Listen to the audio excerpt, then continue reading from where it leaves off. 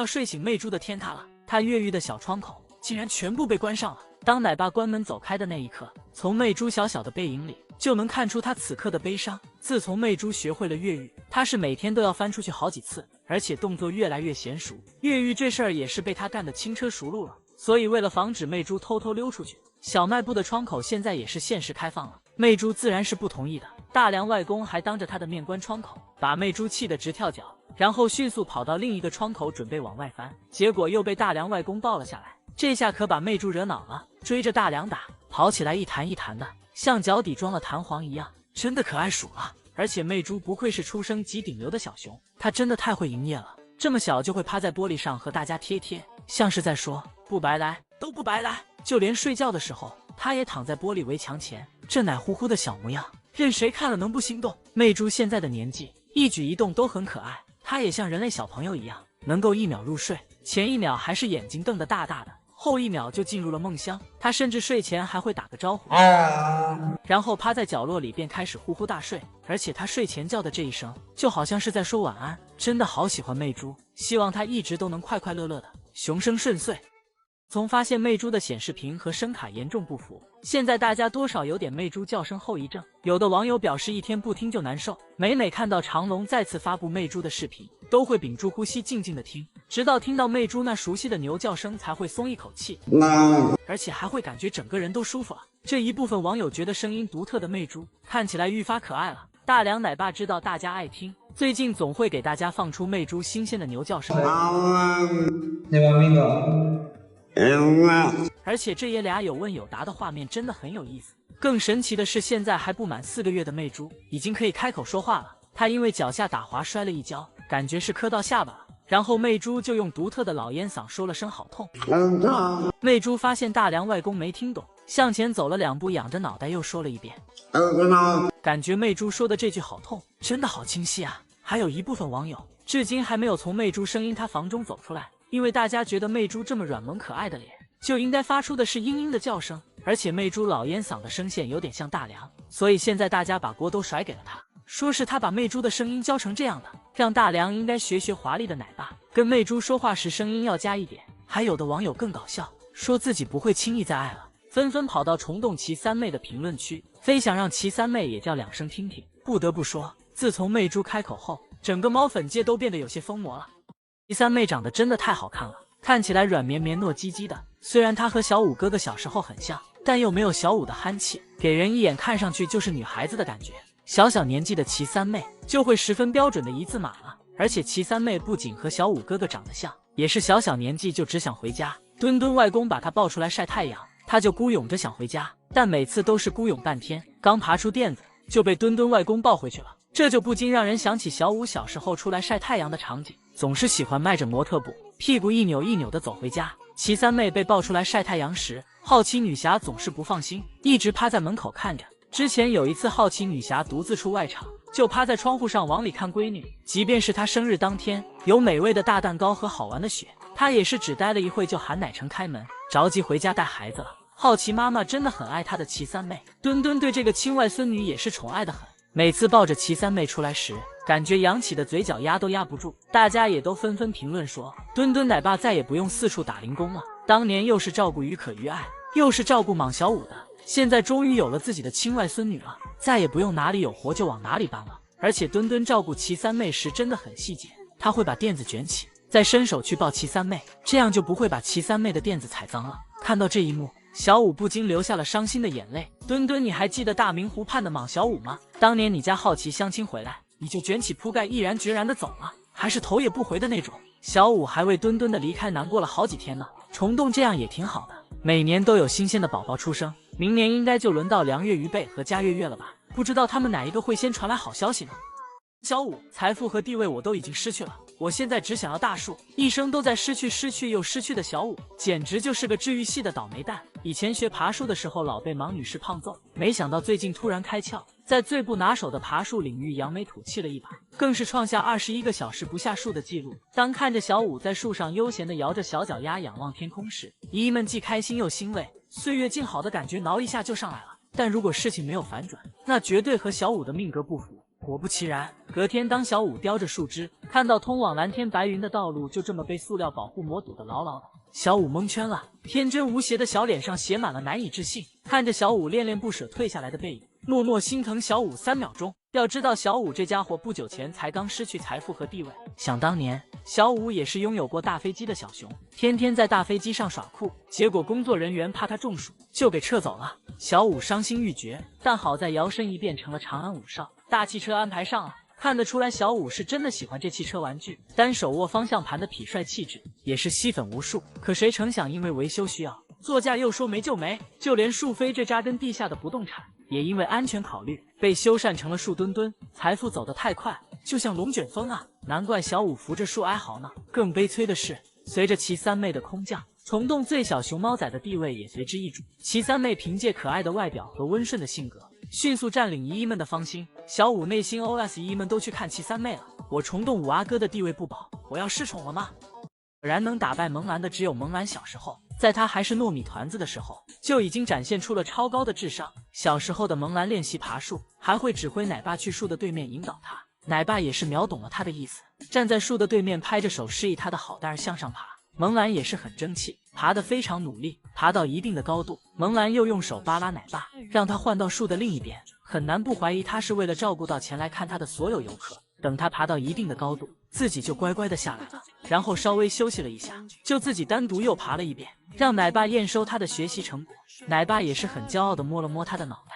小时候司汤圆下班挂在树上怎么都不肯回家，于是奶爸就派了萌兰上树去收他。萌兰也是懂得先礼后兵的道理，上去对着自己同父异母的弟弟就是一顿好言相劝，即便是司汤圆咬他也不还手。但是经过一番劝说，司汤圆非但没有要下来的意思，还把萌兰撵下了树。萌兰此刻心想，你既然敬酒不吃吃罚酒，那就别怪三哥不客气了，于是咬住司汤圆就往树下扯，这架势丝毫不像刚才苦苦劝说的样子，这次上去就是干，3两下就把司汤圆收下来了。关键是他收完司汤圆也不用饲养员操心，自己就乖乖的下来了。因为萌萌也很稀罕他的好蛋儿，有时候甚至能把萌兰玩到口吐白沫。萌兰也是有点吃不消妈妈300斤的母爱，于是萌萌来找他玩的时候，他就躺在地上装睡。萌萌见自己的好蛋儿睡着了，只好作罢，只好独自回家干饭了。萌兰察觉到妈妈走远后，立刻转身爬起来就跑，这小模样真的太可爱了。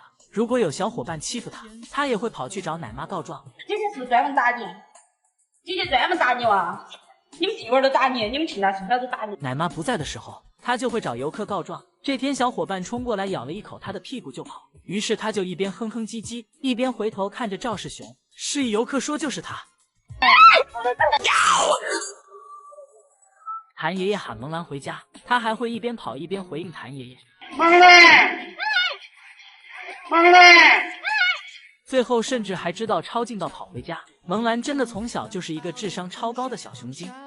到时隔4年，双双和兰香再度重逢的画面，才知道他们之间的感情远比我们想象的更加的深厚。这天是双双率先认出了隔壁的妈妈，一直趴在交流窗口看向正在吃串串的兰香。当时兰香也只是好奇的回头打量了一下隔壁这个偷看她的小孩，还是自顾自的吃着，并没有靠近。虽然平时的双双都很霸总气质，但她这次真的显得好乖。不知道双双等了多久，兰香才慢慢的走向了交流窗的方向。在母子俩对视的那一刻，他们应该就已经认出了对方。母子俩互相嗅闻着彼此的气味，也都在尽量的靠近。此刻他们或许在倾诉着对彼此的思念，可能是久别重逢太过激动。没过一会儿，双双便走开了，趴在交流窗旁边的草地上独自 emo。也不知道此刻的双总是不是在哭鼻涕，而兰香则是一直守在交流窗前。虫虫发现了哥哥的不对劲，跑过来让哥哥背背，但双双很显然并没有心情和弟弟打闹。虫虫见状便爬到木桥上独自玩耍了。而此刻的双双好像想到了什么，再次回到了交流窗口前，空出了他的右半边，还示意妈妈看向虫虫所在的方向，似乎是在告诉妈妈那个就是弟弟。他平时有些调皮和贪玩，看得出双双的情感真的非常细腻了。最令人想不到的是，第二天双双真的把虫虫带到窗口前，他们还打包了笋笋过来，一边吃一边坐着等妈妈。但遗憾的是，兰香这次没有赴约，不过来日方长，他们现在住在隔壁，总能再相见。然而像这种母子间的久别重逢，在虫洞也不是第一次上演了。嘉月月回到虫洞刚展出时，元芳就把她安排在二顺的隔壁。第一次看到二顺的嘉月月直接愣在了原地，她当时估计都不敢相信自己的眼睛，时隔5、6年还能再次见到自己的妈妈。所以当二顺也认出他过来贴贴时，本来在树上玩耍的月月飞速下树，跑到二顺妈妈的面前，开心的手舞足蹈，感觉此刻他的喜悦都快溢出屏幕了。二顺坐在玻璃墙边吃饭，家月月也要坐在地面看着。平时母女俩也会坐在交流窗前，一聊就是好久。虫洞的这些暖心操作也是真的很圈粉。金虎，不要忧伤啊！不是所有的熊都有媳妇儿，就你没有，他们也没有啊，他们也没有媳妇儿啊。对，哎，对他们也没有媳妇儿。你就拍奶爸疯了！我告诉他没有媳妇儿，你在这说你有，你走开。这个讨熊嫌的奶爸就是金虎的小白奶爸。明明金虎已经在奶妈的安慰下，心情逐渐由阴转晴，小白奶爸却对着他炫耀自己有老婆，这分明是直戳金虎的痛处啊！也正是因为金虎的奶爸们说话都欠欠的，所以金虎对待他们的态度和奶妈相比是截然不同的。这天阿丽奶爸又过来和金虎吵架，阿丽握着金虎的手，一直在那逗他。金虎也不甘示弱地进行回击，等到阿丽松开金虎的手，金虎立刻把手抽回来，一脸嫌弃的在那舔。哎，人还闻闻手，哎，那笑不过，嫌弃你。阿丽有时候还会威胁金虎，挠我啊！你还挠我？你挠他，我又没人挠我。但是金虎这方面一点都不带怕的。金虎内心 OS： 我什么身份？你敢饿我一顿试试看？而且每次阿丽来逗金虎，奶妈都会在一边给金虎帮腔。你今天都晚上了，我晚饭都吃完了，拿午饭来吓唬我。你说阿丽，你给门开开，咱俩决斗。我不跟你决斗。金虎最后哼的这一声，真的能听出来金虎的嫌弃。阿丽还欺负金虎不会说话，只会用恩来回击他。于是阿丽就想了个损招，问金虎是不是喜欢他。你喜欢我啊？你喜欢我？你看你说的是喜欢吗？没戏能感觉。把金虎急得都恩出了杀气。还有一次是阿丽拿了个锤子放在金虎的圈舍前，给他一顿吹嘘，说是什么雷神之锤，威力无比，然后就一直在那念叨个不停。金虎实在是听不下去了，就伸手去拿锤子，打算给阿丽一锤子，让他赶紧闭嘴。把阿丽吓得的赶紧把锤子拿走了。但阿丽奶爸虽然爱逗金虎，但也很爱他的好大儿。他亲手给金虎做了很多的玩具，有木马，也有纯手工自行车。也许这就是奶爸表达爱意的方式吧。只是奶爸的爱意在金虎这里很难活过3天，就被拆得稀碎了。猪这孩子也是无敌了，他竟然又越狱了，而且这次还是踩着妈妈的肩膀跑出去的。只见媚猪先来了个引体向上，然后借助妈妈的肩膀使劲往上爬。经过几轮的努力，媚猪终于再次越狱成功。而他在一边认真干饭的老母亲，甚至都没有回头看他一眼。过了好一会儿，菊萌萌才回头看了看，还寻思这是谁家的熊孩子，怎么自己在外面玩？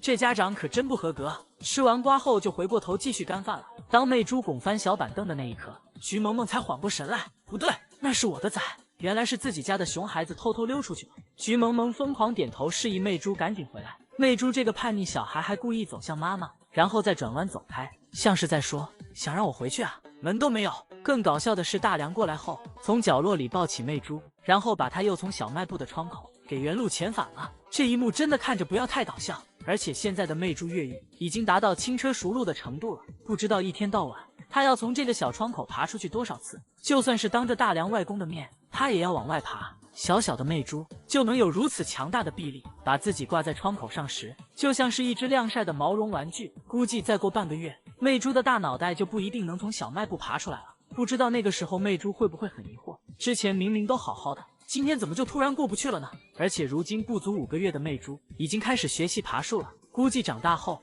又是一个独立自强的大女主形象。媚猪也是超凶的，因为大梁外公总喜欢逗她玩，有时候媚猪也受不了这个粘熊精，所以当大梁靠近她时，媚猪就会扬起手掌要打她。虽然大梁有点欠欠的，但媚猪可以说是大梁的心肝宝贝。他在看媚猪时，眼睛里流露出来的都是宠爱，就像在看自己亲手带大的孩子一样。他会轻轻地叫醒熟睡的媚猪喝水，也会轻轻地摘去媚猪身上的树叶，甚至会用手擦去媚猪下巴上的水。一切的爱意在这些细节中都展现得淋漓尽致。大梁也是全网猫粉最羡慕的男人了吧？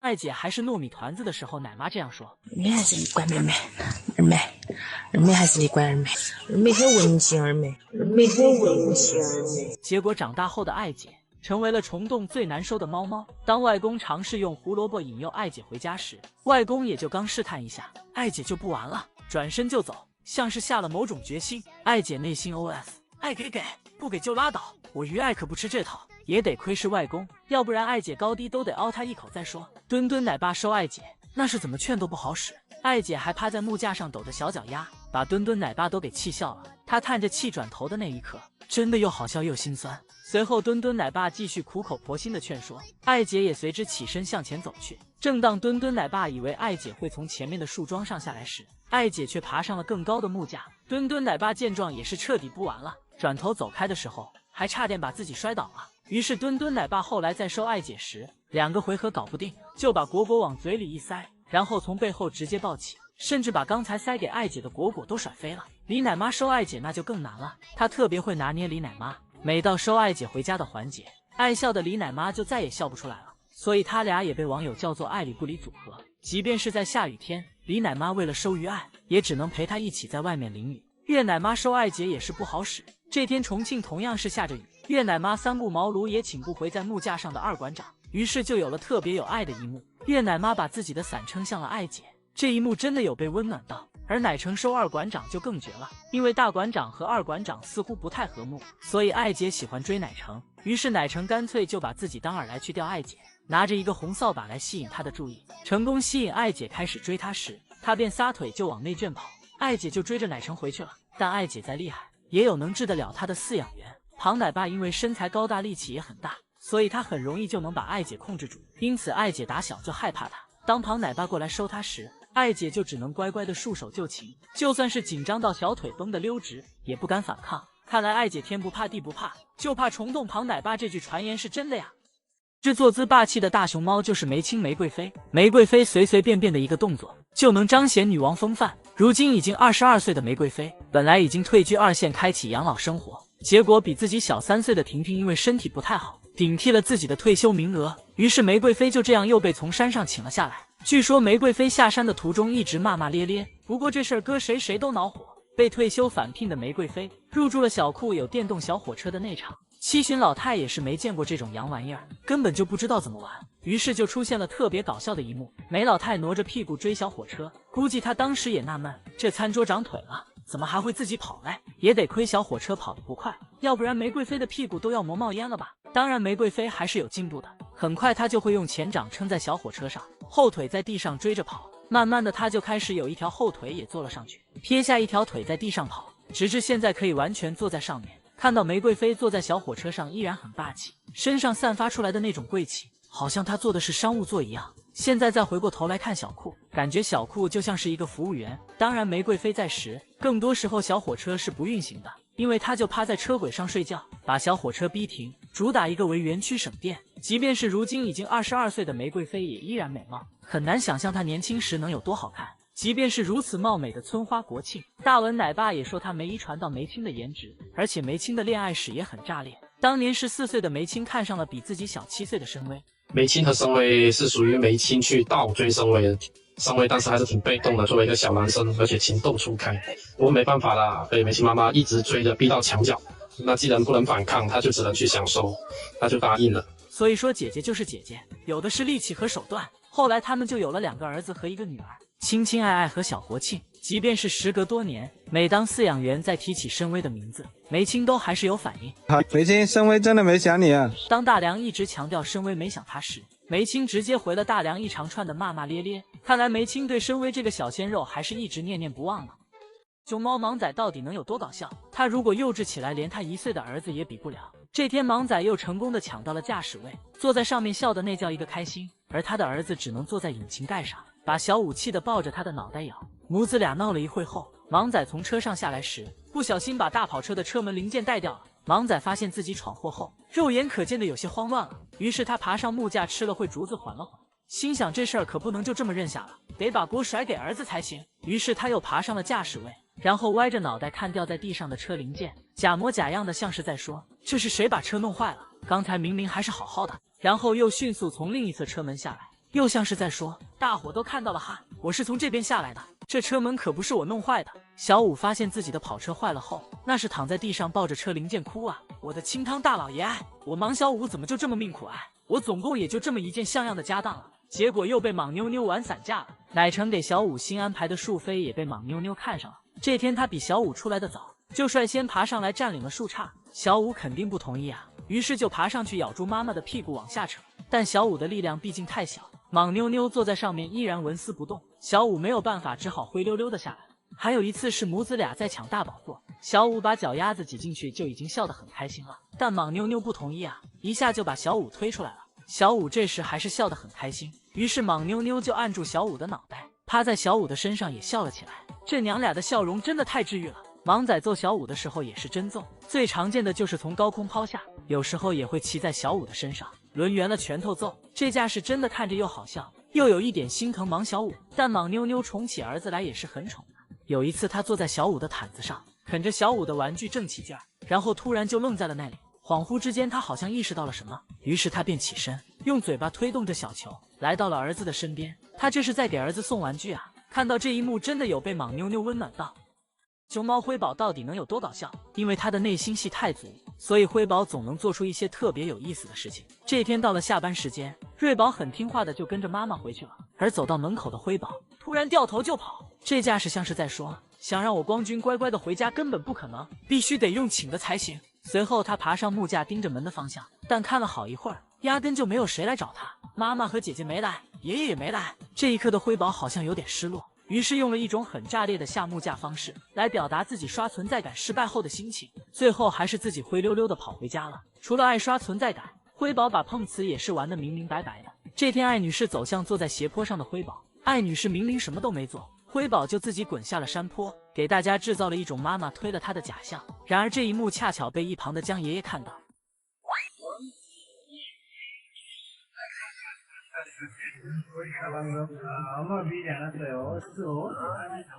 嫁祸不成反被当众揭穿，此时的辉宝一脸的不高兴，内心 OS 还什么你都看见了，可显着你这个老头能了呗。除了碰瓷，辉宝还会搞偷袭。这天下班，辉宝竟然自己就乖乖的回去了。但事出反常必有妖，果不其然，在宋三岁推开门过来收瑞宝时，辉宝又悄摸摸的探出了脑袋。当确认宋三岁没有发现时，辉宝以迅雷不及掩耳之势冲了上去，直接撞向宋三岁，看样子是把宋三岁吓得够呛。辉宝真的是一只戏超足的宝藏小熊。金虎啊，金虎，小丫过年好呀！金虎真不愧是熊猫界的第一大妈宝熊，只要奶妈一声呼唤，金虎必定笑嘻嘻的奔来。金虎，金虎呢？既然是妈宝熊，他对待奶爸和奶妈的态度也是截然不同的，甚至已经到了双标的程度。当奶妈摸他时，金虎就会哼哼唧唧做回应。哇，舒服吗？打卡吗？5万的吗？10万的吗？好嘞。而当奶爸摸了他的手，他则会立刻抽回来，然后一脸嫌弃的舔干净。哎呀，闻闻手，哎呀，笑不过，嫌弃你。除了这些，熊高马大的金虎还会装柔弱，假装嗓子哑来博取奶妈关注。你坐好干什么呀？你怎么了？啊，金虎。奶妈听后很担心，于是就喊来了阿丽奶爸过来看看。结果被阿丽调侃了几句，金虎就演不下去了。嗓子哑了，就拼力气吃了吧，你这家。玩冰上玩，这么快就好了？不是他欺负我，他在我眼前装可怜，完等钟离来了，马上就好了。也难怪金虎不喜欢阿丽，本来演得好好的，就被他这么给拆台了。而且金虎这老小子100年纪了，有时候睡觉还要让奶妈哄着他，趴在门口让奶妈陪着他。可以睡觉去，睡觉，快乖，我在陪你。奶妈也是惯着他，因为大虎子娶不来媳妇，奶妈就给大虎子说不要伤心，让他当一辈子的妈宝。大虎子，当永远的妈宝啊，好不好？啊，当妈宝多行，要啥媳妇？要娶。奶妈也是真的把金虎当成了自己的孩子，话里话外都是对金虎的宠溺。哎呀，儿什么时候回来的呀？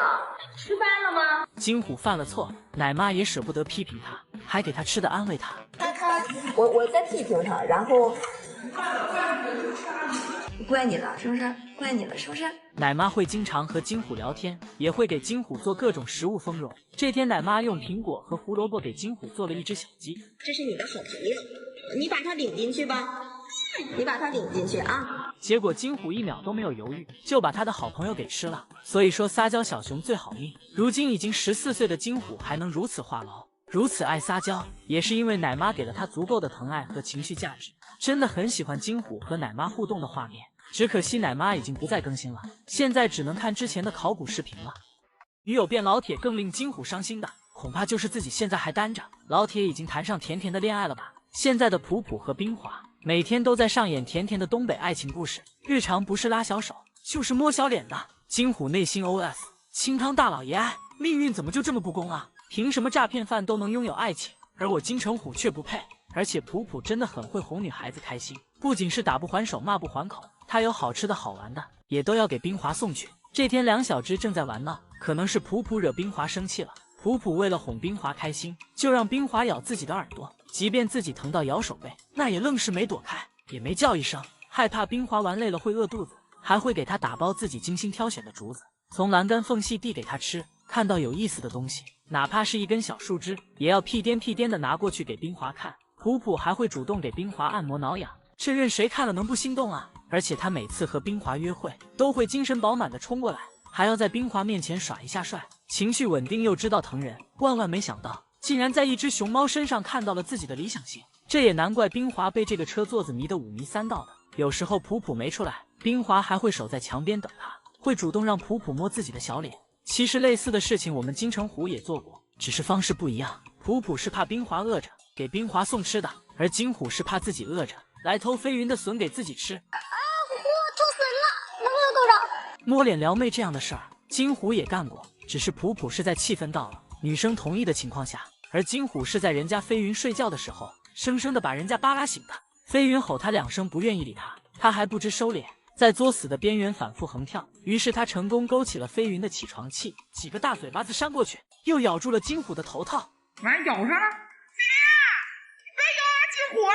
最后疼的金虎连连求饶，飞云才算高抬贵手放他一马。照这么来看，飞云和妙音都不喜欢金虎，也是有原因的。果然只有当过女孩子的才知道怎么哄女孩子开心。金虎还是跟你的前女友学一学怎么哄女孩子开心吧，然谁带娃谁崩溃。原来熊猫妈妈也不例外，特别是长隆的菊笑妈妈，因为她一不小心生了个3胞胎。菊笑带娃的日常就是被3个废头子追着跑，脸上肉眼可见的疲累，以至于带完3胞胎后，才13、14岁的菊笑妈妈连假孕都不敢了。看来这妈也是当得够够的。菊笑妈妈生孩子时也很搞笑，3胞胎中的大姐萌萌是晚上凌晨1点多出生的。萌萌的出生体重是90.5克，虽然个头不算大，但是因为她是第一只出生的，所以菊笑妈妈毫不犹豫的就把萌萌抱在怀里。过了2个多小时后，二哥帅帅出生了。帅帅的出生体重比较轻，只有83克。菊笑妈妈对比了一下，帅帅没有萌萌强壮，心想这么小肯定不好养，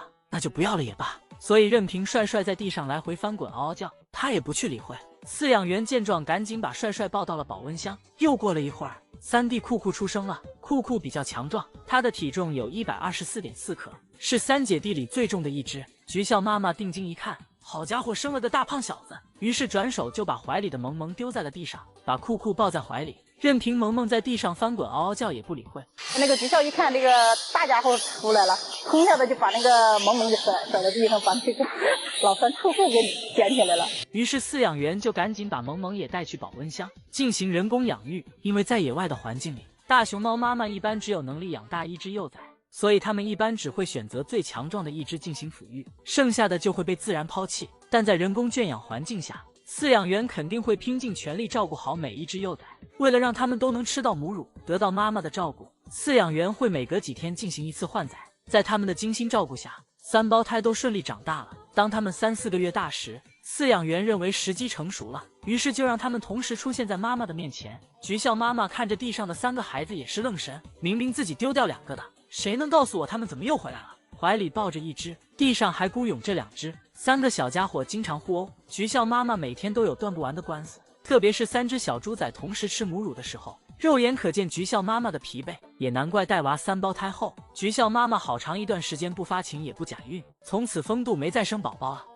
果然在芒女士的眼里，只要出现在莽家大院里的玩具都是她的，这个轮胎吊桥自然也不例外。昨天奶橙带领虫洞天团又给莽家大院上新了，这次是用8个轮胎打造的豪华吊桥，一行人忙活到晚上10点多，安装好之后又马不停蹄地进行了消毒。奶橙还配文说，看看小五明天怎么耍。今天一大早，芒女士看到这个大玩具也是开心坏了，率先爬了上去。小五也不甘示弱，紧跟其后，试图咬住妈妈，阻止她登顶。但小五的输出基本对芒女士构不成什么威胁。芒女士登顶后笑的那是一个开心。起初母子俩还能和平相处，各自探索，但这个轮胎洞口对小五来说还是略大了一些，一不小心就从里面漏下去了。芒女士还一脸的迷茫，我的好大儿怎么修一下就不见了？可能小五误以为自己掉下去是妈妈搞的鬼，于是再次爬上吊桥就要和妈妈决斗，一直晃动轮胎，估计是想把妈妈从吊桥上晃下去。但小五哪里能是芒女士的对手？芒女士借助自己的位置优势，几个连环掌把小五都快打蒙圈了。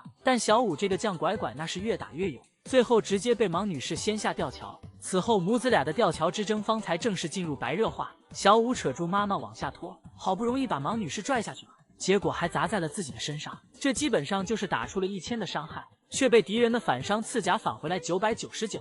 后来又反反复复进行了几个回合。今天的吊桥之战，小五也是输惨了，坐在木架上独自 emo。后来走到妈妈跟前想求和休战，结果被芒女士一拳打出了360度转体。本来小五还能扒着木架挣扎着不想掉下去，结果芒女士又补了一掌，小五稳稳地掉在了吊床上。芒女士看到这一幕，非常满意的扭着屁股潇洒地走开了。别家都是娃废妈，只有莽家是妈废娃。曾经还因为小五是虫洞2、3级的独苗苗，害怕他在成长的过程中可能会因为没有玩伴而感觉到孤单，后来才发现是自己想多了。芒女士可比年轻小熊会玩多了，这娘俩整天打得鸡飞狗跳，也因此成为很多人的快乐源泉。